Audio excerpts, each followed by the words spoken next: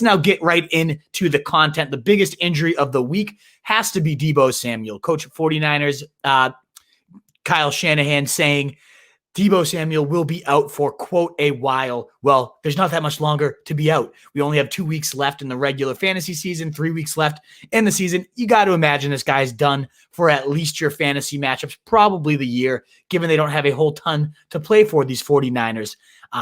He came up lame on his first touch, just ruining your fantasy day. If you started Deebo Samuel, goes right to the back after a 9-yard carry. Just painful. The guy's been brittle all year. Missing time, like flashes his upside because he is so deadly after the catch, so dangerous the way they manufacture touches for him, but ultimately a brutal absence from him. We saw what happened when he was gone. That was Brandon Ayuk going completely berserk, seeing 16 targets, nearly 40% target share for Brandon Ayuk.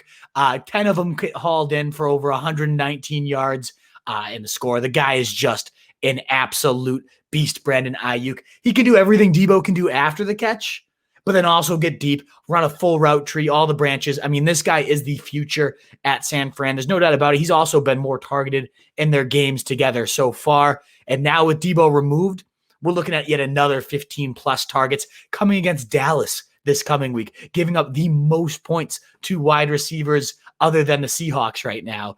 It's going to be a smash spot for Brandon Ayuk. If you own him, congratulations. You have a potential league winner heading into Week 15. He already was a huge factor in your Week 14 wins here as long as you were starting him.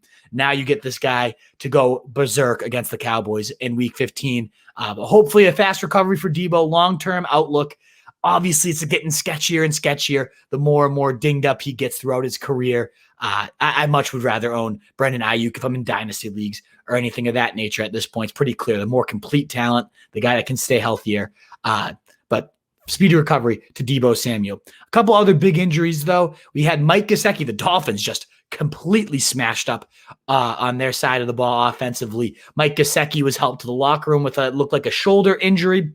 He did wave to the crowd and seemed to be in okay spirits, even though it looked pretty brutal when it happened. I don't know that he'll play this week, but it didn't seem like something that's going to completely shut him down the rest of the year. Of course, again, we only have 2 weeks left of the fantasy season. Even any missed time is brutal to consider. So and this coming after a monster game for Mike Gesicki. 5 catches, 65 yards, 2 scores, only Travis Kelce outscoring him at the tight end position for Week 14. Ultimately, they're heading into a tough matchup against New England for tight ends, at least. They've been one of the most limiting teams to the position, 3rd fewest points. So it wasn't like it was a great spot for Gesicki in your playoffs. It's not like Adam Shaheen's now going to suddenly step in and take over. But not only this, DeVante Parker leaves early, does not return, and then Jakeem Grant has been deemed week to week. So this pass-catching core is completely decimated for Tua, who's coming off the 3rd highest quarterback week of Week 14, behind only Rodgers so far. So, I mean, a monster effort for Tua.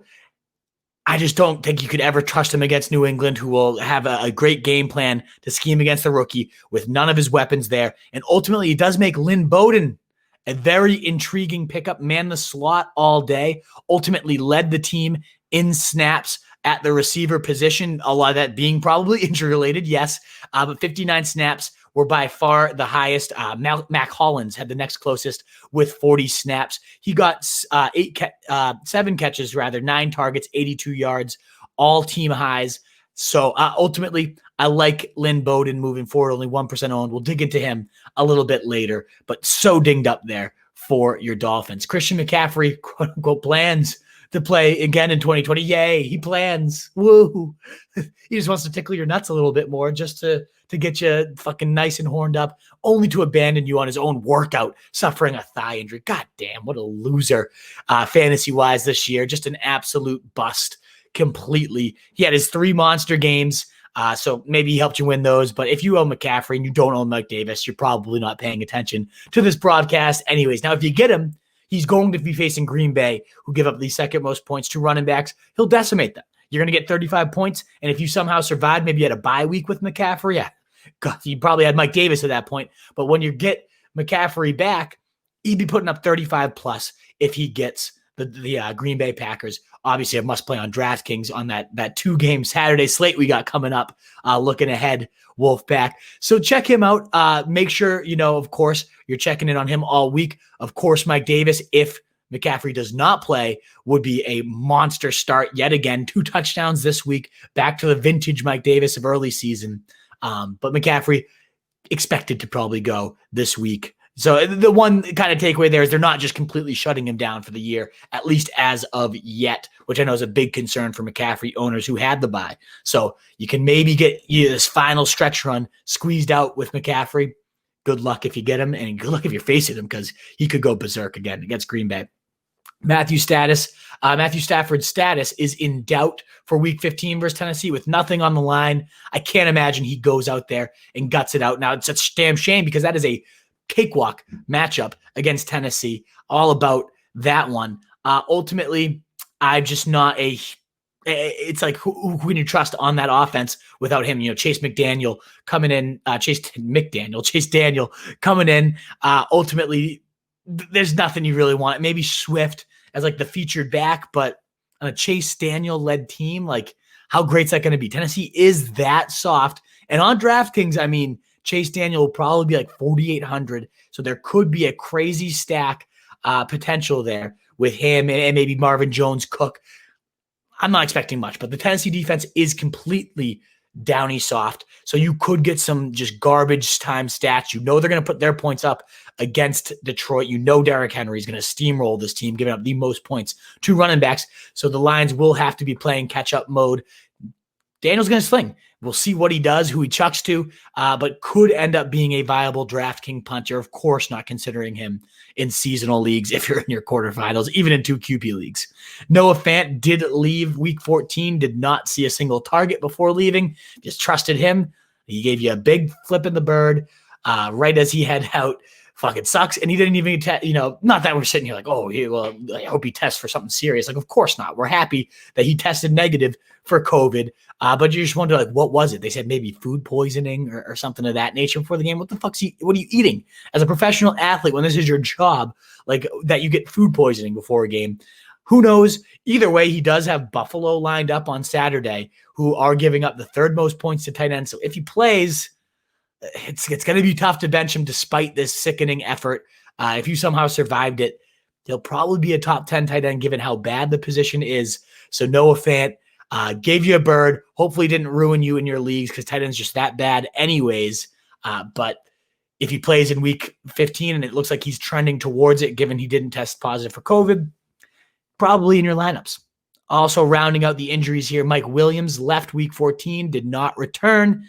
And in his absence, Tyron Johnson, whoever the fuck that guy is, count me on somebody who's never heard as Tyron Johnson before this day, but he had 6 catches. He became the de facto number 2 receiver behind only Keenan Allen. Played 54 snaps behind Keenan Allen and Jalen Guyton, but Guyton had 1 catch for 8 yards, whereas Tyron had 6 catches, 7 targets, 55 yards, and a score. I mean, if we get Mike Williams out on Thursday Night Football here, a short week for the guy to recover, Tyron Johnson could be a desperation plug in.